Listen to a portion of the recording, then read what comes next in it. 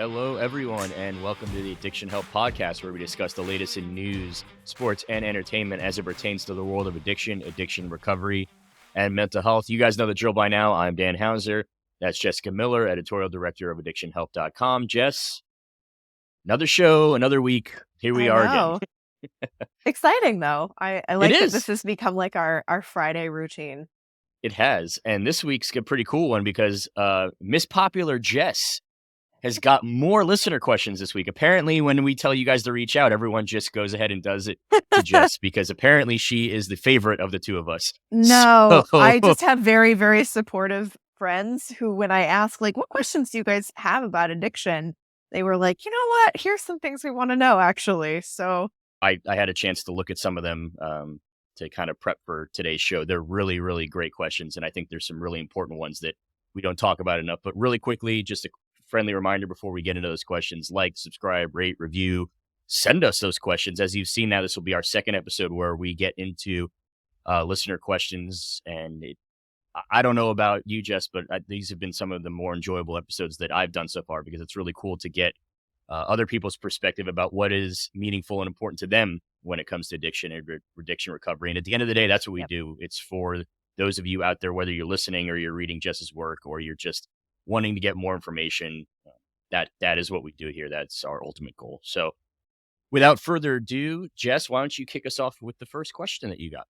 Okay. So I do want to shout out Oscar and Ryan because these questions were mainly from them. So thank you to the both of you, especially for some of these because they are just phenomenal. So the first question is you go, guys. Yeah, right. Yay. The first question essentially is kind of more broad, and it's basically okay. So at this point, maybe you've been to the website, you've listened to our podcast, you were in a situation where you're realizing, all right, I think I do actually need help. What do I do? Where do I start? And like, even for me, I know that was a big question. Like, we've talked on the show already about when I was struggling with, alcohol abuse, when I was going through my real bad grief period and just those habits. And then once you realize, like, this is kind of a problem and it's not as simple as just dialing it back. I think this is actually a little bit bigger than me. What do you do? Do you just, we hear in the news, like, celebrities just like, oh, they're just checking a rehab, So is that what you do? Like, what are the options? And it turns out there's actually a ton of options. So it really depends on your individual situation and the severity of what's going on for you. But a really great place to start is to talk to a professional, such as your doctor. If you have a primary care physician, just bringing it up to them and saying, hey, this is what I have going on. I'm struggling with this. What do you recommend? Because they can help assess your situation and figure out what the safest option is for you next. Like we talked about last week with benzos and with alcohol, there are certain things that if you go through withdrawals on your own, those withdrawal symptoms can kill you. And so a doctor or even an addiction counselor, even a therapist potentially, can help guide you a little bit to assess, okay, where you're at, where are you at? What is the severity of what's going on for you? And what is the safest way to now approach stopping whatever you're using and then going from there?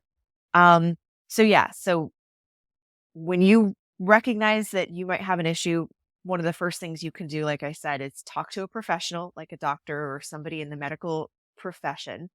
There are so many support groups out there. So a lot of people think, like, what do I do? Just go to like rehab or AA and think like that's it. There's so much stuff. Even a Google search, there are Reddit forums for people just being there to help support one another. You might not be homeless, addicted, like to the point that, you've like burnt your whole life to the ground in that kind of situation. But you recognize, like, okay, this is a problem. So forums are a really, really great avenue. AA is fabulous, but there are a lot of other things outside of AA. I know some people have tried it and they just don't jive with the message or the format, and that's okay. That's why there's so many different things. So smart recovery is another one, or again, just Googling your individual thing that you're struggling with, whether it's maybe alcohol or heroin, meth, like even behavioral addiction, gambling. And a lot of individual organizations will specify. Those support groups is another great thing. Really, it comes down to Googling. And then at the end of our podcast, Dan always gives the lovely message of the substance abuse and mental health services administration. Um, Nailed it. yeah, we got it. Findtreatment.gov. And that is basically a free resource. You can also call the phone number, which I will give you in a second, but it's a free resource that will locate not just like rehab and addiction treatment facilities near you, also mental health services near you. So, maybe it's as simple as like, maybe I'm drinking too much and I recognize it's a bad habit, but it's not to the point that it's destroying your life, but maybe you still need help. Maybe a therapist is someone you'd want to talk to. So, um, And when it comes yes, to therapists and doctors and treatment professionals specifically, uh, many people have primary care physicians out there. Many people uh, meet regularly with whether it's a psychologist or a psychiatrist, or if you have someone in your life that is a professional that you have meet with regularly, that you have a connection with, that you've been going to for a long time, chances are they know you better than you know yourself, as weird as that might sound, because of their medical background. So I know you touched on it. That's absolutely someone that it would be beneficial for you to speak with, because they're going to, sometimes we don't see the signs within ourselves, and they'll be able to see them uh, even better than sometimes we can identify them themselves. Also, you mentioned AA and support groups, smart recovery. Just a quick little story. um, when I first started with addiction help, you were kind of the one who kind of showed me the ropes, so to say. You took me under your wings. You kind of showed me the do's and don'ts of working with addiction help. And at that time, we talk about evolution and learning things, and constantly, even this far into things, every day we learn stuff. Uh, my kind of go-to when I would talk about support groups was I would mention AA, NA, those particular ones. And one day you were like, "Hey, by the way, did you know about this one, Smart?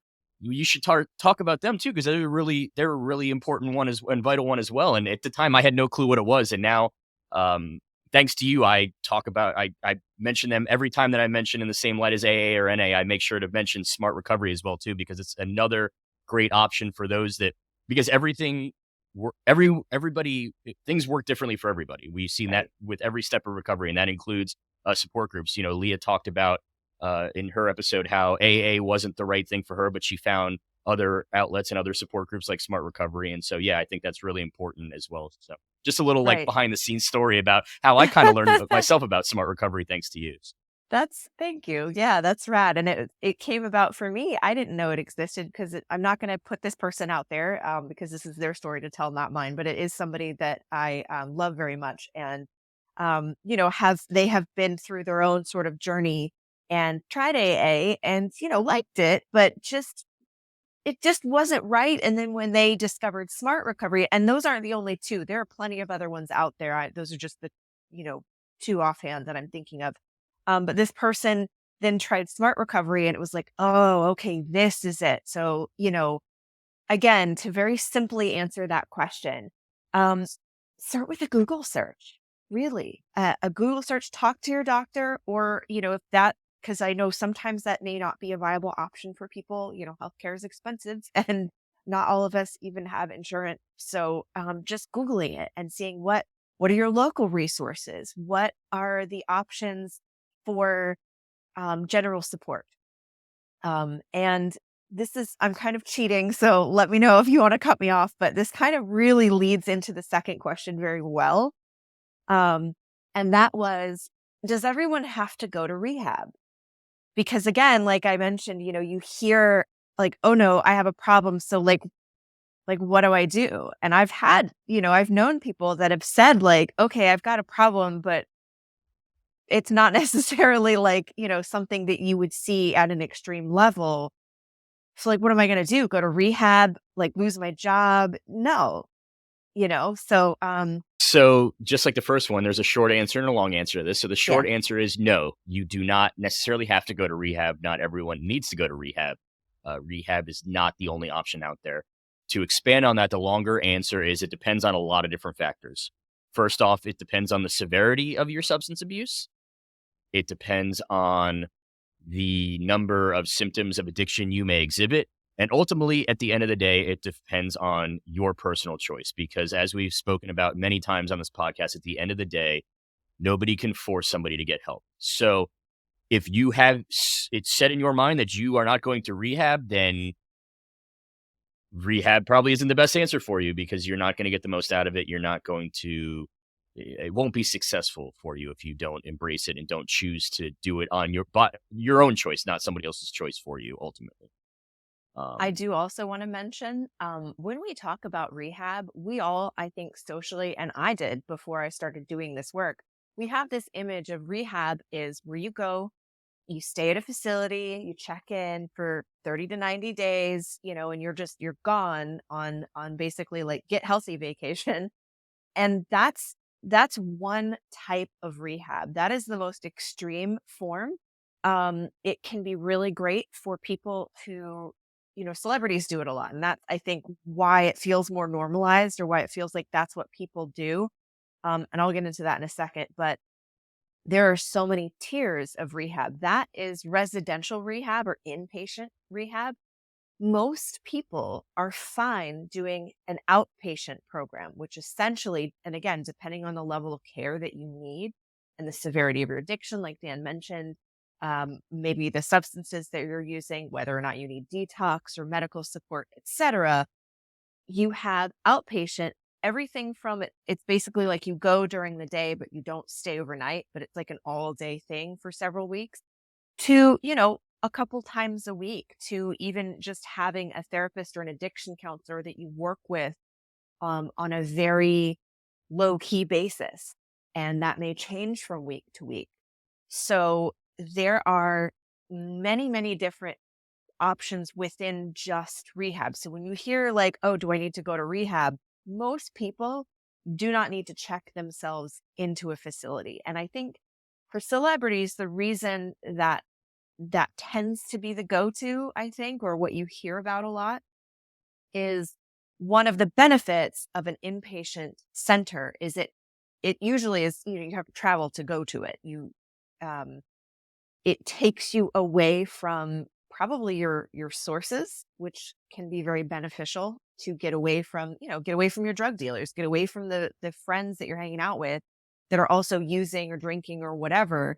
And so it creates that level of separation. I mean, think about it. A celebrity generally is going to have a lot of access to money, a lot of access to whatever substance they were abusing. So that separation is probably very, very helpful for someone in those circumstances. But again, most people, when we talk about like going to rehab, most people are fine with outpatient rehab. And it still counts as rehab. It's just, it's not what you think of when you hear that word.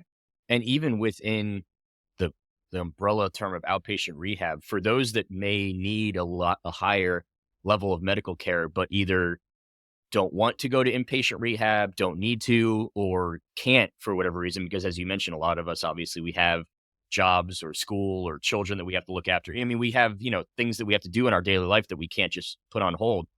You look at something like partial hospitalization, and that's kind of almost a hybrid of inpatient and outpatient in the sense that you get a lot of the medical care and monitoring and support that you would get with an inpatient program, but you still get that flexibility and freedom of being able to come to the facility and go home at the end of the day. So even just outpatient alone is an umbrella term, and there's so many different forms of outpatient within the outpatient program as a whole that really can fit no matter what you might require as far as care, monitoring, medical attention, support, really anything. It's also important within this question too. I mentioned briefly off the top the number of symptoms of addiction you exhibit, and I think this might be a good point where we can maybe talk to the people about some of those symptoms that you can exhibit, because once again, people might not necessarily know what to look for within themselves or within friends or family members to kind of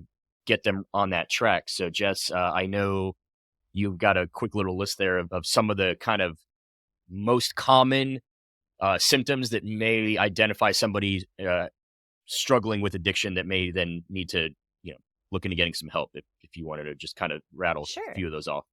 Well, usually, and we've talked about this before, but usually when you're dealing with addiction, the person is there's some kind of compulsory element and some type of harm to the individual. And those are kind of some key points. And I'm going to give some examples, but I want to first explain what I mean by that because addiction is different than dependence. We've talked about it before if you've heard it, but just a quick recap in case not. Dependence happens when your body becomes used to something. It starts depending on or needing that substance or chemical to function normally.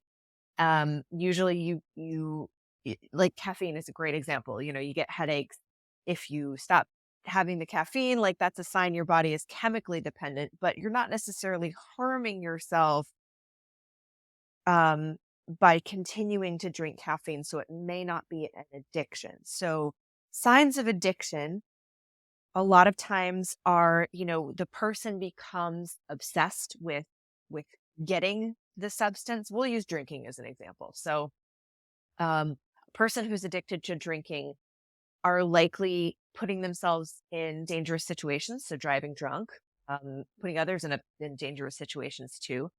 They are spending money that they don't have or shouldn't be spending on drinking. They have health issues and they're still drinking despite that. They are spending an inordinate amount of time thinking about drinking, acquiring booze, or recovering from it. So, your life kind of becomes consumed by this habit. A lot of times people will say, gosh, I know I should quit or I know I need to cut back. And they seem unable to. And you struggle with, I dealt with that. Like I would tell myself, towards the end there, like, dang, I really got to stop. I got to stop drinking so much. And it was every day. And I'd tell myself sometimes I'd wake up in the morning hungover and feel awful and tell myself like, well, I'm definitely not drinking today. And sure enough, once the hangover went away and evening came around, that little tickle in the back of my head, that habit was like, what if I do have a couple of beers though?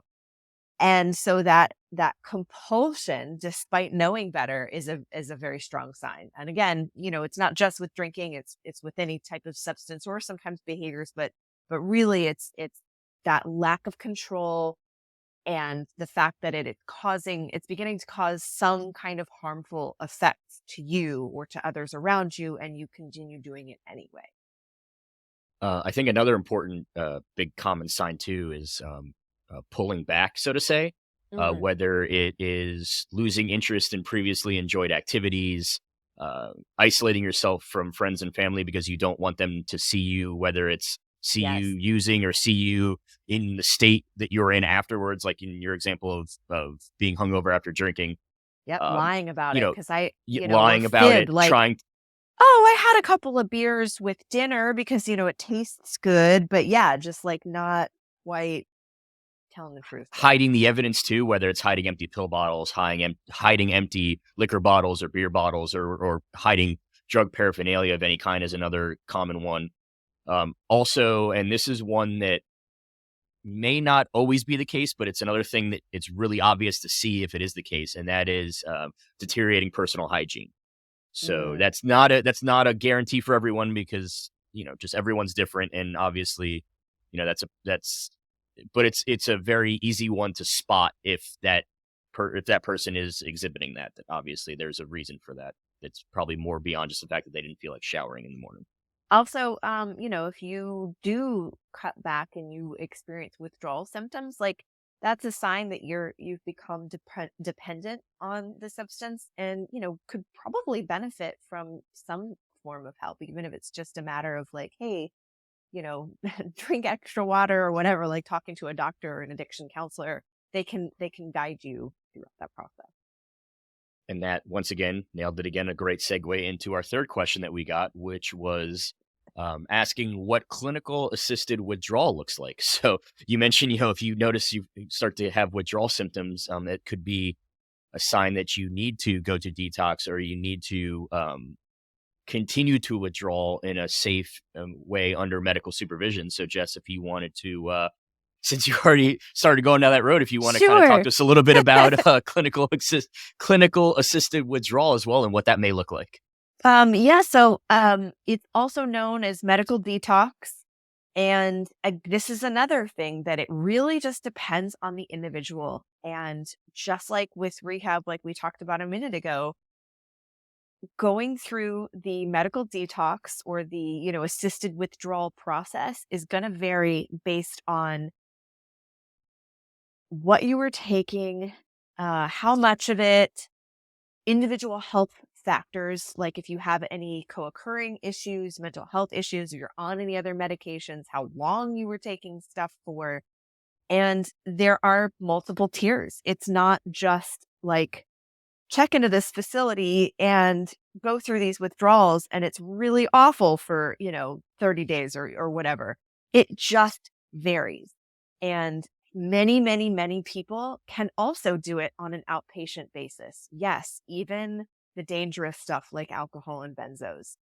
For the most part, again, depending on the substance, having a medical professional, again, like an addiction doctor, your primary care physician, help you is so, so, so important, because during withdrawals, most people experience cravings for whatever it is that they had. And one of the most dangerous things about withdrawals is as your body is readjusting, it's recalibrating, it's rebalancing itself out. If you have a craving for opiates or, alcohol or meth or whatever it is that you're addicted to, and you cave and you go out and have the same amount that you're used to, that oftentimes is what causes overdoses for people.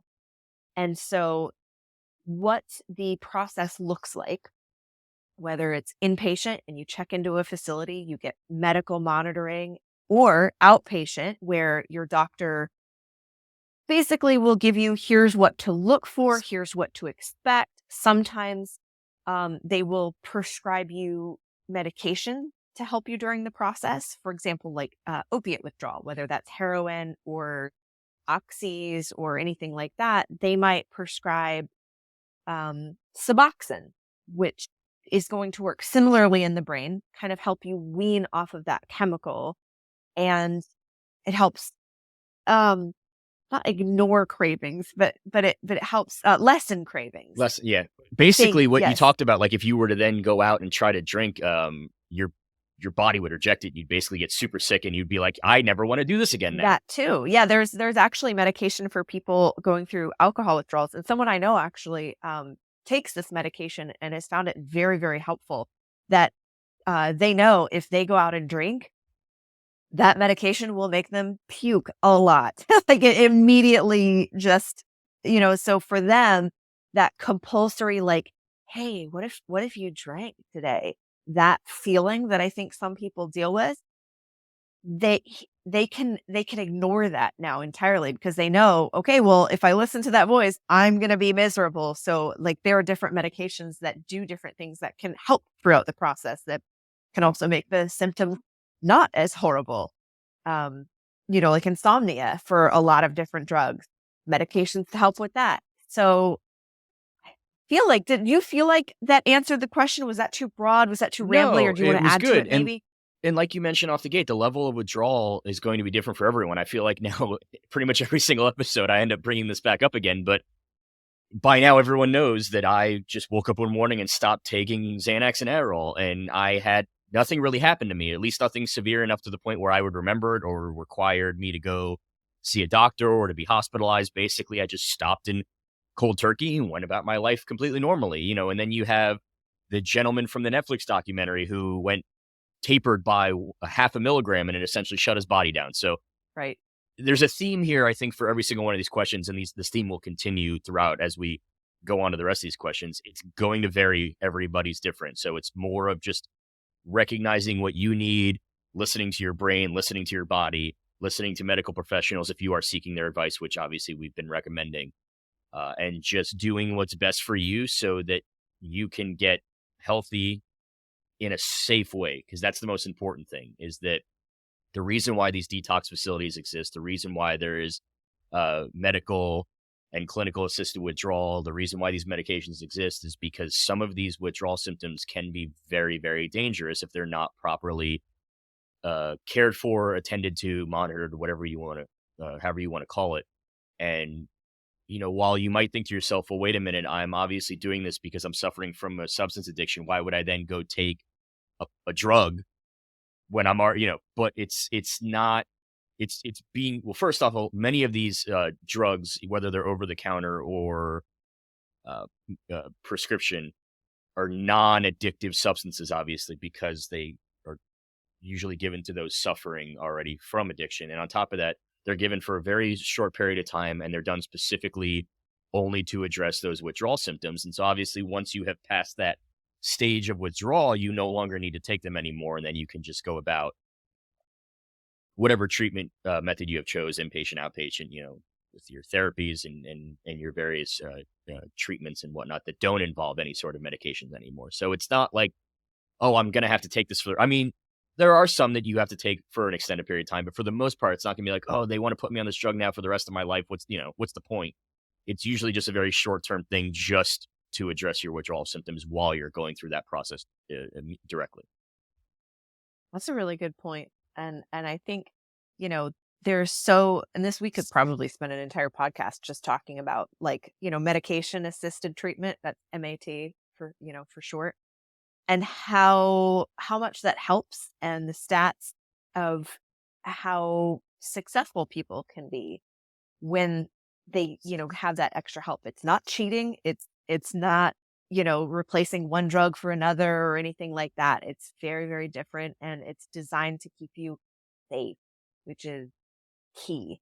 I think another good way of describing is it's another way to help retrain your brain. Because ultimately, I think if you break it down to the most basic form, addiction recovery is ultimately retraining your brain to tell it that it no longer needs that substance. And so, True. like you talked about with certain medications, especially for alcohol, where if you take that medication and then try to drink, you get really, really sick.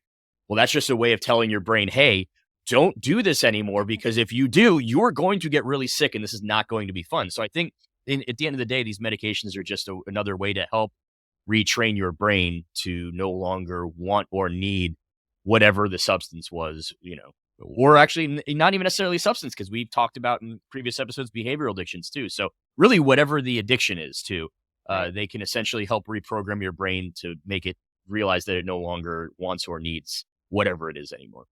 Right. And not everybody needs them. Well, I had, I didn't obviously. Right. We talked about it. I actually did not either. I've quit another substance, which we have not gotten into yet, and I don't know that I'm ready to cover that, but we'll just say those withdrawals were an absolute nightmare. And I could have, I think I did, have some guidance for, like a like over the counter sleep medication to help with the insomnia, because it was truly a really dark time. But overall, I didn't need it, and it's not like, now I feel like I don't want anyone listening to think that we're shaming them, like, well, we didn't need it, so but really, it's just I've also vary. I've also been very open to say that what I did was incredibly dumb, and at the time I was a 17-year-old kid and didn't know any better, and now I've learned that what I did was incredibly dumb. Not necessarily doing it cold turkey, but not telling anyone. It's one thing if you're like, okay, I'm going to go ahead and try to do this on my own, and let me see if I can do this on my own. It's another thing to do that and not even tell anyone you're doing it. Like, Right. Forget not talking to my doctor. I didn't even bother to tell my parents. Like, at the end of the day, I should have at least told somebody that I was going to try to do this, because whether it's just my parents checking in on me throughout the day saying, hey, are you feeling okay? You doing okay? Dan, you're collapsed in the middle of your floor. Like, what's going on? Or, I tell my doctor so he can slowly taper me off, or he can, have me come in once a week for checkups. I didn't tell anyone. So it's not a matter of, it's like that. It's like we talked off the top about that first question. Like, if you have a medical professional that you see regularly, just kind of keep him updated and let him know what's going on. So I didn't do that. I wasn't necessarily quote unquote dumb of me to do it cold turkey. It was dumb of me to do it and not tell anyone and basically just, think that I knew better. And luckily, as we say, knock on wood, nothing bad happened to me. But so yeah, Well, no, that's we're not saying actually, well, I was going to say that's the perfect segue to the next question. If you want to lead into exactly. that, Yeah. I'll just take it away, Dan. So the next question was, and I think I can pretty much handle this one because I did it. The next question we got was, when is it too late to withdraw by myself? And so my story would indicate that it's never too late. However, once again, it does vary for everyone. And the medical recommendation, so to say, is that once you have made that decision that you do not want to take the substance anymore, whether it's taken legally, illegally, started legally, and then switched to illegally, whatever, the reason for you taking and wanting to stop is irrelevant. But if you have reached a point where you have decided yourself, hey, you know what, I don't want to do this anymore, obviously it's important to seek medical advice. Yeah. We've Just talked, be safe, please. be safe. We've said it a million times, but talk to your doctor, talk to a treatment professional, talk to a therapist, talk to a parent, a loved one, just talk to somebody and say, hey, this is what I'm thinking about doing. What would you recommend? Obviously, if you're talking to a medical professional, they're going to give you medical advice. They may Right. suggest a tapering. Here are signs to look out for that Yeah. if you start recognizing these symptoms, go to the ER or, here's what to do. Cause Yeah. They, like yeah, they you're may making a just say, great hey, choice. Don't die yeah, because you're making a exactly. good choice. They may just say, hey, you can taper. They may say, hey, this is pretty extreme. You should go to a detox facility and undergo medical care and monitoring around the clock. They may start you with tapering, and then that could lead to reasons or symptoms that would require you then to go seek more intense medical attention. But just the key is that once again, the shorter answer is it's never too late. The long answer is it Well, I varies for feel each like no, it's person. the other way around, right? It's always Or I'm sorry. The short it's answer is always too late. yeah, Like, don't is do it. yeah. The long answer is it varies for everybody. I'm a poster child of nothing happened, but once again, I got very lucky. At the end of the day, ultimately talk to somebody, speak to a medical professional, a treatment professional. Just make sure that whatever you choose to do, you do it safely, you do it properly, and that you are open and honest about what's happening to you while you're doing it. Yeah. Because that's another bad thing. The worst thing you could do is hide how you're feeling from Right. others, because you hiding that could lead to much more severe issues, including possibly even death. So don't Good be point. open and honest. You obviously, because you're reaching the point where you're at, where you're like, I don't want to take this anymore. You've been open and honest with yourself about that. So no need to start hiding things now. I think my answer truly would be when is it too late to withdraw by myself? I don't know, but you know who does? Your doctor. So And they will yourself, once tell again, you. if you're Right. listening to your body, your body's gonna tell you that too. Once again, it also comes back to listening to your body. Your body's we talk about how the body and the brain are these, the way they operate on such a extreme level. But at the end of the day, like your body and brain tells you exactly what you need to do. It's just a matter of, are you going to listen? Also on that topic of withdrawals, and this will give us the next one, Jess, and you can kind of take this one. But the question was, are there any things that have surprisingly strong or surprisingly weak withdrawal symptoms? I loved this question because This one was my favorite that's one to just kind of kind look of like into. Yeah. like a fun trivia almost that may not necessarily apply to a specific individual, but it's like, oh, dang. So before I kind of look at the notes, I did want to say one of the things that continues to surprise me is that alcohol, which we advertise it, we sell it, it's legal, we celebrate with it, it's everywhere, it's memeable, like the whole joke about like wine moms, just it's permeated our culture. Alcohol is one of the most dangerous things to withdraw from, and it can kill you. And that blows my mind. So I feel like that's one of the ones with some of I the think you need to say that again just to hammer that point home. Go ahead and say that one more time. alcohol withdrawals can kill you stunningly. Benzos as well, because they both affect the brain the same way. So benzos like, Xanax, Ativan, Klonopin. But I feel like that's another one that people they're so prevalent, they're so common. They're even we talked about during our Xanax episode. that they're just so part of even like party culture. There are songs about it. There's a rapper named Little Xan. Like, it's just, it feels Well, so common. It feels so everywhere. And they're so deadly to withdraw from, and that Xanax withdrawals we talked about with that one guy, I mean, it basically just tapering by a half a milligram sent him to the which is Mayo normal Clinic. for most To the people. But Mayo Clinic. That's how yeah, bad his withdrawals were. So bad that no doctor could figure out what was wrong with him. Like that's incredibly extreme. yep. So, so I feel like on the crazy end, also opioids are tough. They are really tough. Some of the symptoms, while for the most part not dangerous. So, I think culturally too, there's this sort of image of when someone's going through withdrawals, especially in like movies and stuff, it's always heroin, right? And they're always showing like, they've got the chills and the runny nose and the shakes and the upset stomach. And, um, I'm thinking of two, two fictional characters. So Euphoria, Rue goes through it. And then, The Haunting of Hill House. It's one of my favorite series. And there's a character in there that's going through it.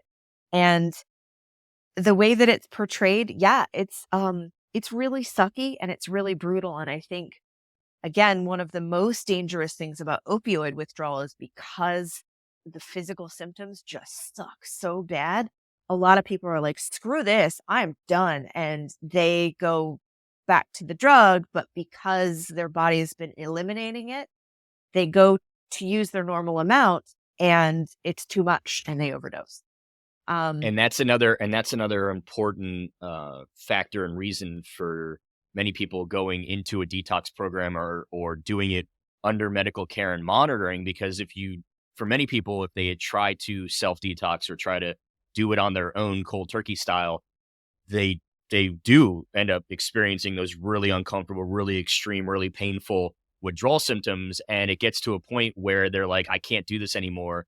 And the only way for them to alleviate those is to start using again. So once again, that just double I did it. emphasizes, so to say, yeah, double emphasizes, so to say, the importance of medical care and monitoring, the importance of those medications that we talked about, the importance of clinical assisted withdrawals, because instead of getting so desperate to say, I have to go back to using again, you can, a doctor can prescribe you certain medications, or they can help certain, there's even non-medical therapies that can be done at some of these facilities to help you work through those really unpleasant and uncomfortable withdrawal symptoms in a way that doesn't involve you going back to using it. Now, as far as the surprisingly weak symptoms, or side effects rather, I feel like that's kind of a tricky answer because I'm sorry, but we got to say it again. Like, it really depends. It just depends on the individual. And I think people would be surprised to know that it's usually, the first few days to a week are really crappy. And then after that, there's that silver lining that every day is a little bit better and a little bit better. And I think that really surprises people, having like read stories and talked to people that, okay, maybe I'm not 100%, but once you get through the thick of it, once you get through the woods, it's like, oh, okay, I can do this.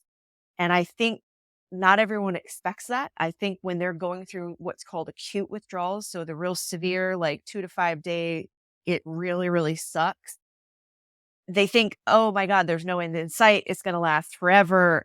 And if you can just get through that, I think Then the that, sun comes back out. yeah, like every day is a little bit better and a little bit better. And I don't know if any of you listening are migraine sufferers, but I get brutal migraines and I call it's like the migraine hangover, where after the pain is gone, you still kind of feel like a little fuzzy, a little like light sensitive, but the pain is gone and you get this almost not euphoric feeling, but this sense of everything is so wonderful now because I'm not in pain. And I think it's kind of similar to that, where once that you've gotten through the worst of it, just feeling slightly better and slightly normal and not like messed up on something, and the accomplishment that you feel, and then again, I'm kind of speaking somewhat from experience.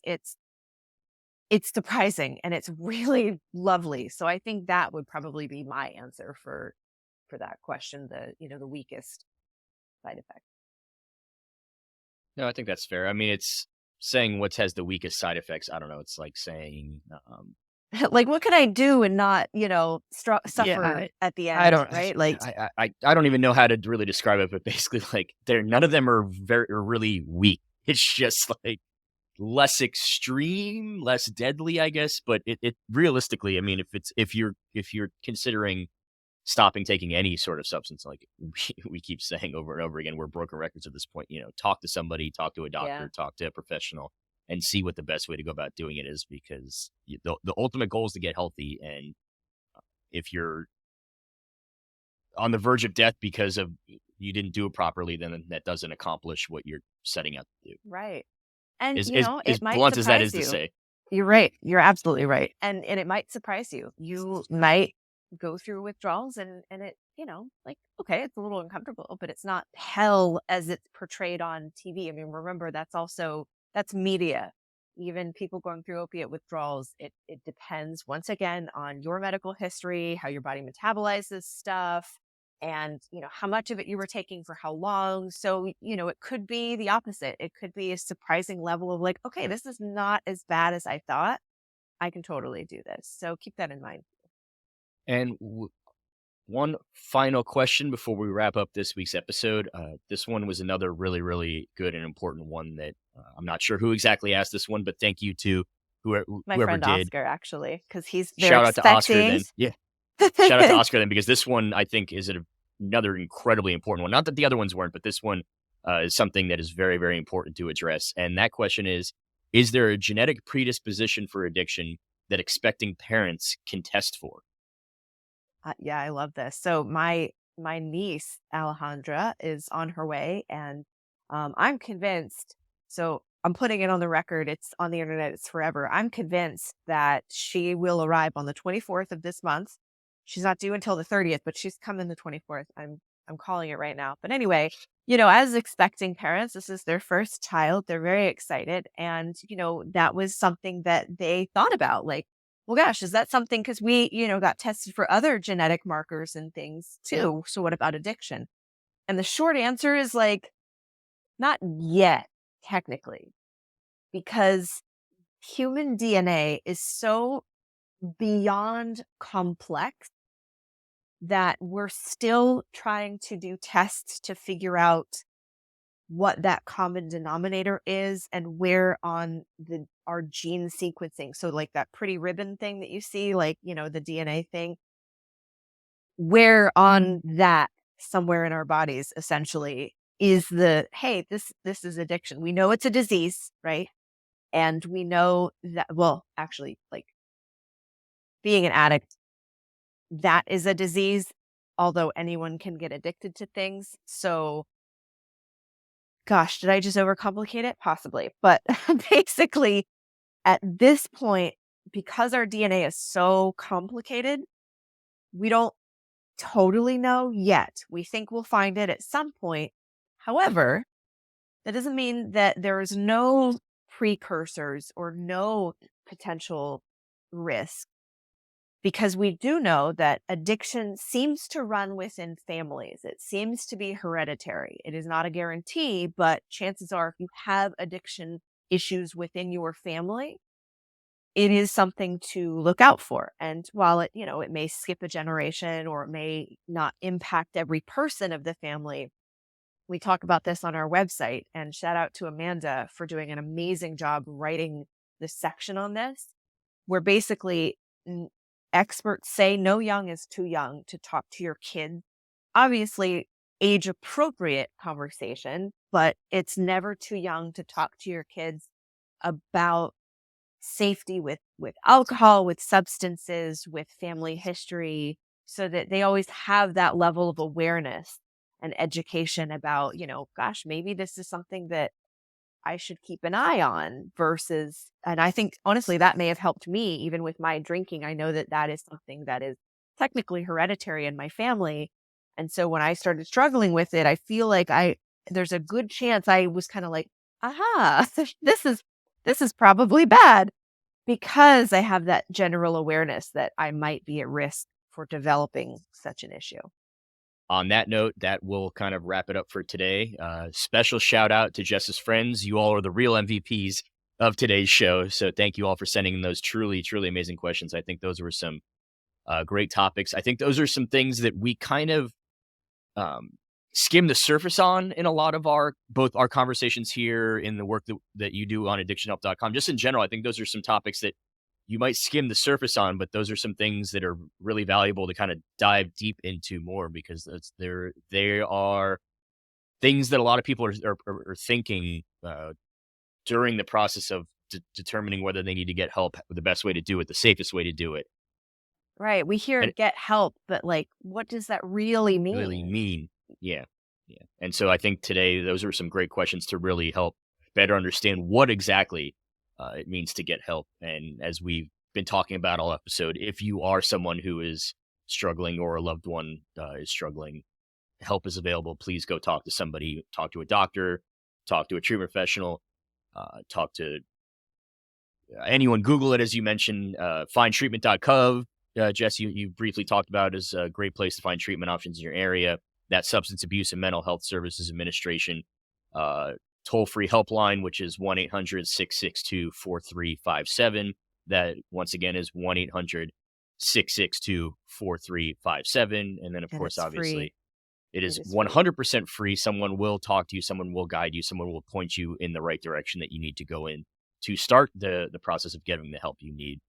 And, of course, I say it every week. I feel like I've said it 5 times today, but Jess has been doing amazing work on addictionhelp.com, also providing some great information, some great resources. Amanda as well. Jess mentioned her briefly a minute ago. Both of them are just knocking it out of the park when it comes to not only giving everyone valuable information, but doing it in ways that people can understand, and they don't need to pull out the encyclopedia to understand what they're trying to say. They say it in layman's terms, but also providing important and valuable information, which is fantastic.